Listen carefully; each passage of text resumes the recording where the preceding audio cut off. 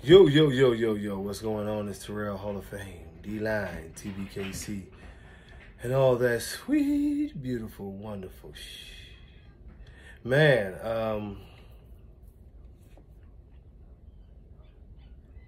I've been trying to think of like how to do this video, and it won't be hard, but it's one of those things where we just have to come to an understanding. And that understanding is you see the talk and you see the talk about, hey, I don't want a pit bull. Hey, you know what I mean? That dog's too terrier. Or, you know. Well, the biggest problem in this situation is that the understanding of what the dogs are.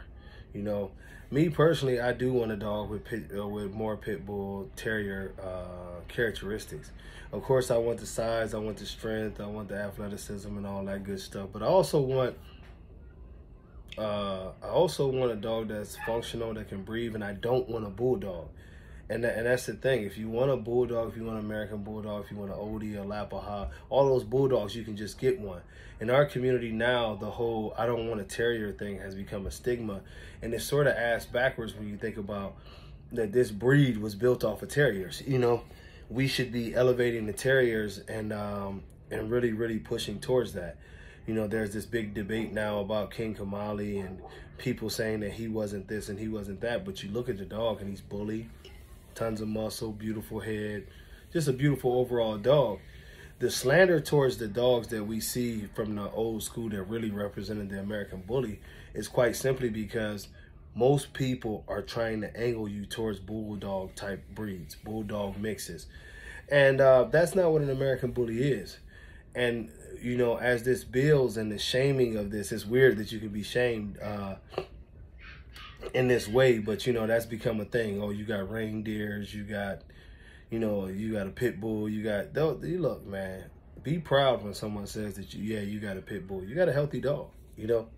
You got a healthy dog. Now, as far as substance go, you might have to add more muscle to this dog. You might have to breed your way up.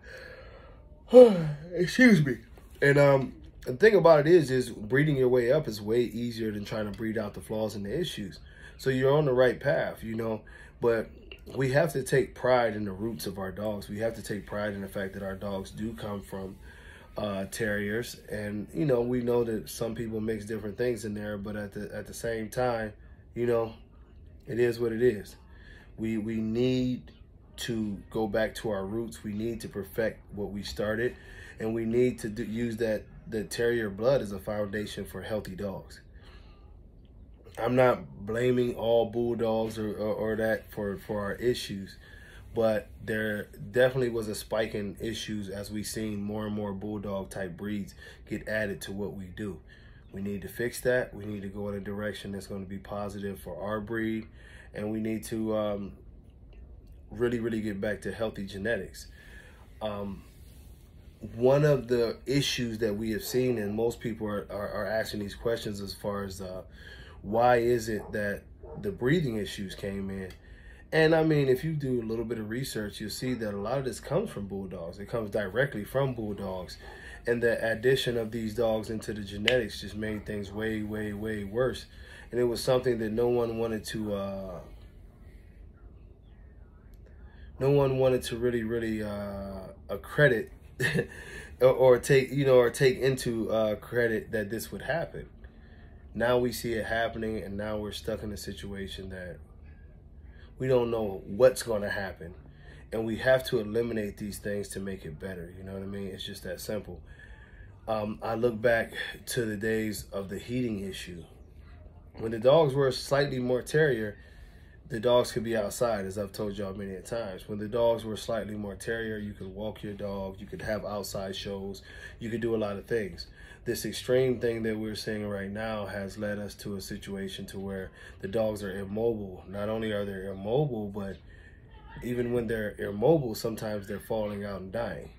You know, this is not strictly just a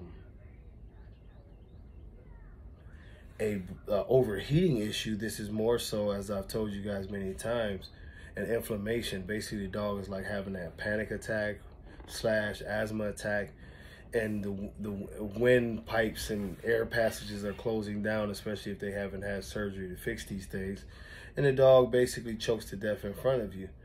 This is not what terriers do. This is what bulldogs do, you know. Bad bred bulldogs, let's put it that way.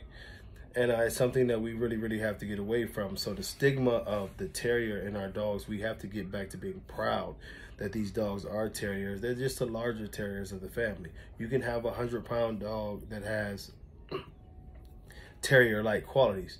Your dog doesn't have to be huge. It doesn't have to be overweight. It doesn't have to be any of that. And the American Bully was not supposed to be any of that. This was supposed to be a very confident, driven breed that we have seen pretty much destroyed by people who just don't care, you know. And we need to get back to the essence of that. You know, y'all see me pushing more and more the Pitbull genetics, the Staffy genetics, and more so what I'm talking about is not trying to find that look, but more so find those genetics that make those dogs healthy, make the conformation good, and take us back to our roots, where you had, you know, you had more dogs who didn't look like bulldogs. You know, they looked like exaggerated American Pitbull Terriers, and that's exactly what we wanted. But, you know, I beat all around this thing, but like I told y'all, it's no ugliness in your dog being called terrier anymore. It shouldn't be. You know, it shouldn't be a bad thing if they want to call your dog a reindeer, whatever little names they call to try to shame your dog and say that your dog is worthless. These are the same people whose dog is dying. So, you know, we have to not only adopt that mentality, but we have to push it. You know, we have to push it to the fact that, hey, our dog is healthy, athletic, and a little bit terrier. But until next time, y'all, God bless y'all. Much love. Peace.